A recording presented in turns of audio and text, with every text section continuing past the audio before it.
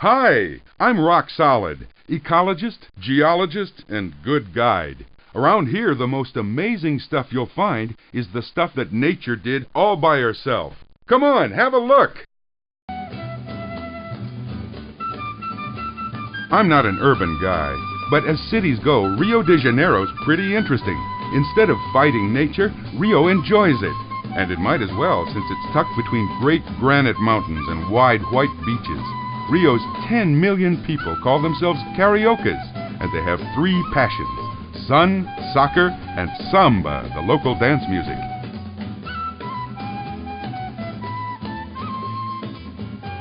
Brazil isn't all big cities.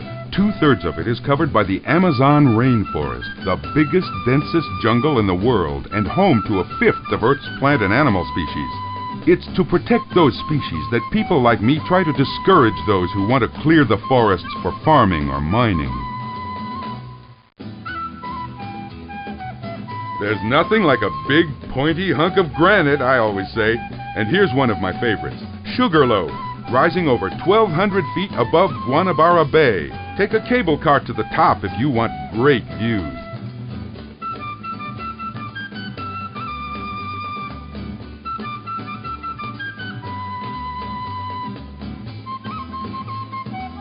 Brazil is by far the largest country in South America in size and population, and it's the only place in the Americas where the people speak Portuguese. Why? Because traders from Portugal landed here 500 years ago, bringing their language with them.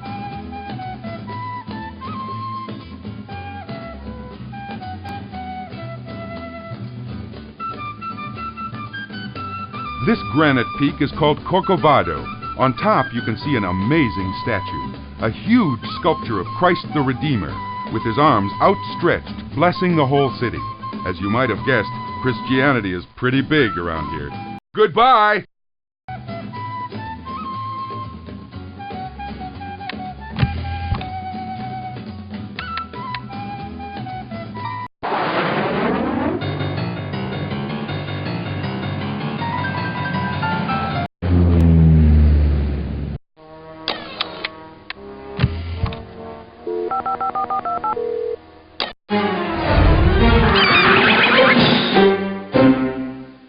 Hi, great to see you. Zip up your parka and let's explore Iceland.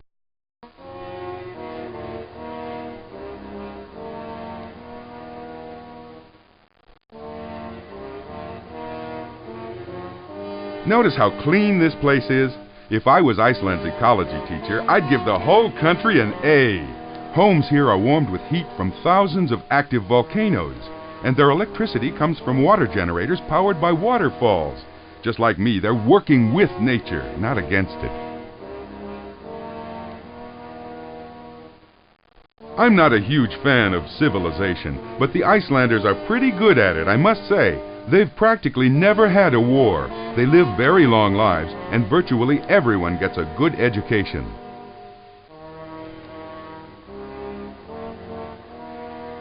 Folks from Ireland and Scandinavia first came to live on Iceland about 1,100 years ago.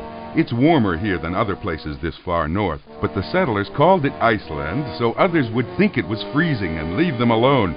Nice trick, eh? Iceland isn't as icy as it sounds. Only 11% of the country is covered by glaciers. In fact, Iceland's weather has warmed up in the last few decades, so the ice has been melting and shrinking. If you don't think global warming is real, tell it to Iceland's glaciers.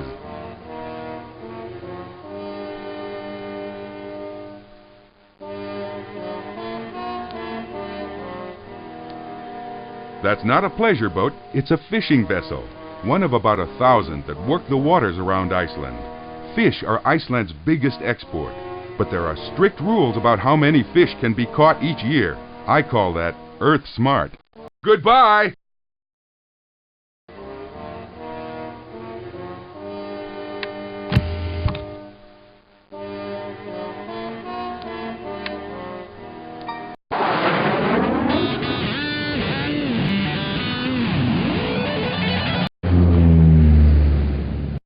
Habari gani wasafiri?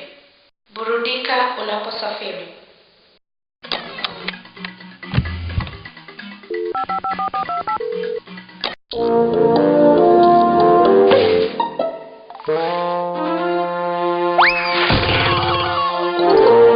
Hiya! Let's carefully cruise through Kenya's cool ecology.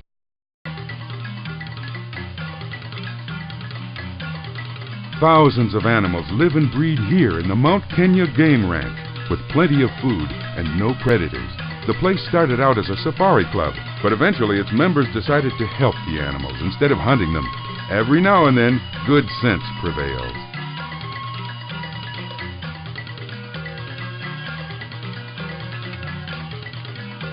Mountains and plains are just one kind of Kenya.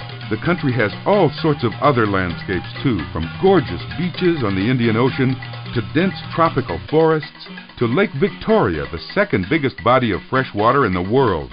You could look around for months, but of course, that's my job.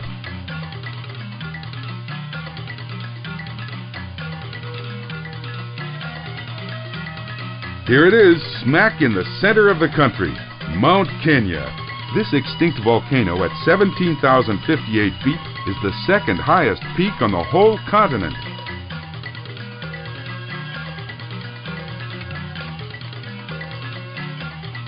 One little wildlife ranch doesn't tell the whole story. Kenya's people know that animals are precious and irreplaceable, so they've set aside 6 million acres of national parks and wildlife sanctuaries. If you're a zebra, this is the place to be.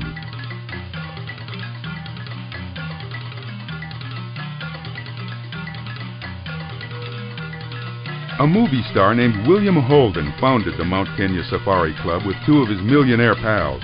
They picked a gorgeous spot with an old hotel, added luxurious cabins, and since then it's been crawling with Hollywood bigwigs.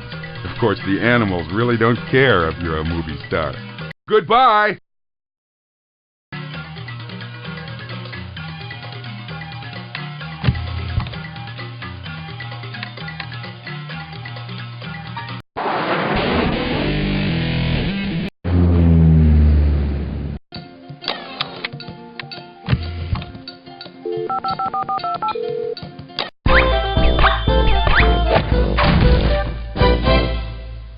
Hi, welcome to South Africa.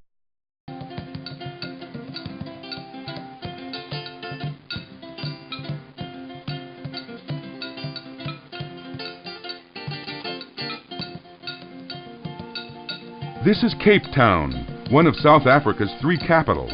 People have fished and farmed by this gorgeous mountainous seaside for 10,000 years. But about 200 years ago, Europeans came in search of what was under the land and sea: diamonds, gold, and oil.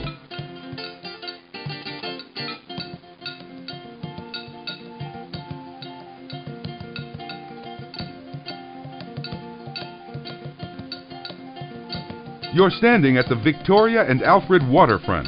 100 years ago, it was a new, bustling port. 20 years ago, it was scrubby and falling apart. But now it's been revived with new buildings, yachts, shops, restaurants, and all that. It's nice, if you like that sort of thing.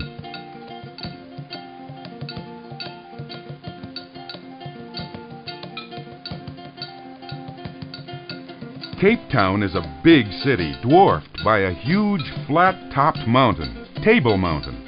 The mountaintop is flat because it was an ocean floor long ago, but earthquakes have slowly pushed it up out of the sea. In the mountain's side, you can still see layers and layers of lovely ocean sediment.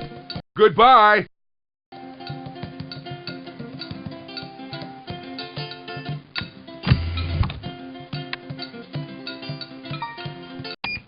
Ndege 415 sasa yaondoka Tanzania. Safari njema.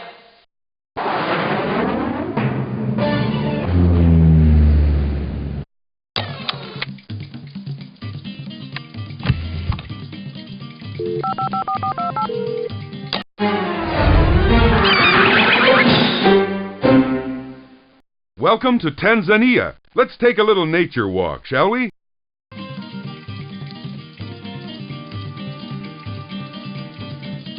People have lived in Tanzania since long before anyone called it Tanzania. In fact, my old pal Louis Leakey found fossilized human teeth here that were about 2 million years old. I wonder if they had international thieves back then, too.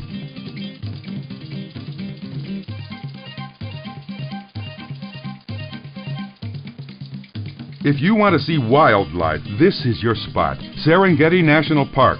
The world's biggest herds of gazelle and wildebeest wander these plains, along with zebras, lions, hippos, giraffes, hyenas, elephants, you name it. You'll definitely want to clean your shoes after this assignment.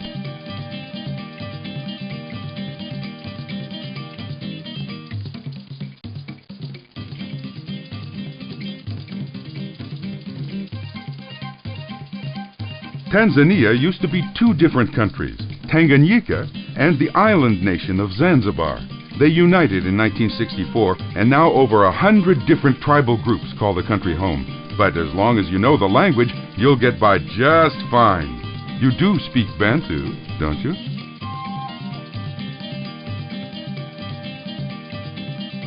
That snow-capped mountain in the mist is Kilimanjaro, Africa's highest peak, or peaks I should say, since Kilimanjaro has two different summits, Kibo and Mwenzi.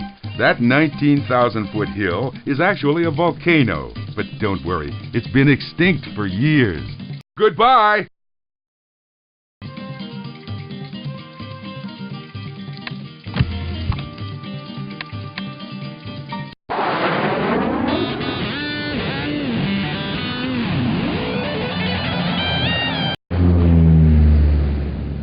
Good morning.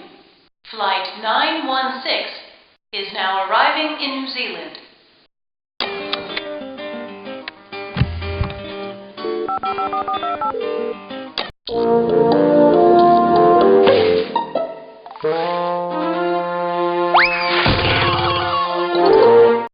There's a lot to see in New Zealand, so let's look around.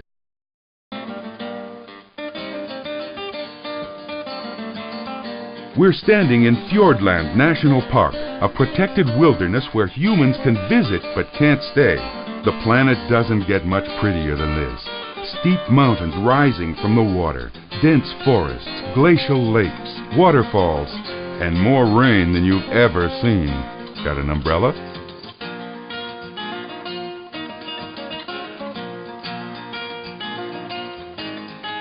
One reason this place is so wild and beautiful is that humans just recently got here. The Maoris were the first. They came from Polynesia about 650 years ago.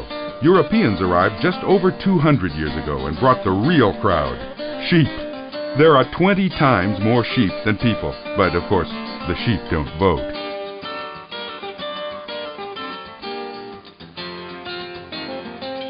Nature was in a dramatic mood when it created New Zealand. This wild, beautiful island nation was blasted into the South Pacific by volcanic force.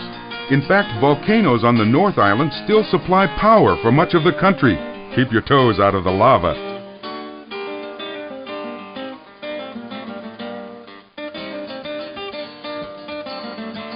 Fiordland is fabulous, and Milford Sound is my favorite part.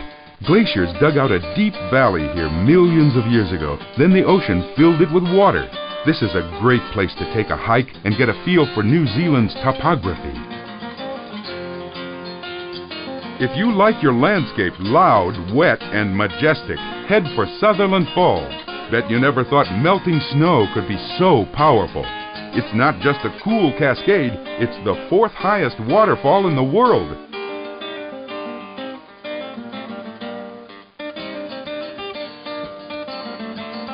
Around Milford Sound, you can't miss Mitre Peak. It's that mountain in the middle that rises straight up out of the water, 1,500 meters.